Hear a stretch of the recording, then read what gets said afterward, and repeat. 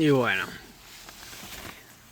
acá, después de tanta guerra con la carpa, se fueron haciendo unos par de agujeritos chiquititos, así que los fui parchando. No pasa nada, todo tranqui. Un par de partecitos. Acá hay un bicho gigante que no sé qué es. Langosta no es. Se mueve. ¿Qué onda, güey? ¿Qué onda? Huepa, huepa, huepa, huepa. Ni se mueve. Huepa, huepa, huepa, huepa, huepa. Huepa, huepa, huepa. Huepa, huepa. No se mueve.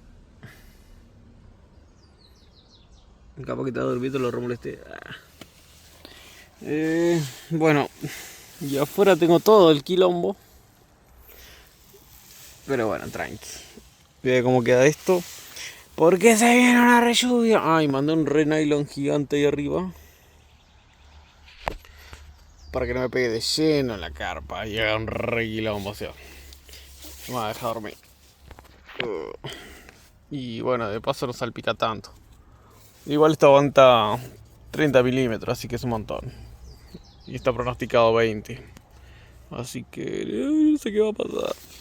Una arañita, una arañita. Una arañita. ¿Dónde está? Acá está. Se fue. Bueno, y hice todo eso así, contra un árbol. A ver si llega a ver algo. Ahí, trabé todo recroto, estoy medio, pero está bueno el lugar. Está bueno, bastante bueno. La carpa tiene toda la guerra, una remugre, pero bueno. Después de la lluvia se va a limpiar. Tranqui Franklin. Así que, bueno, después le cuento cómo fue después de la lluvia.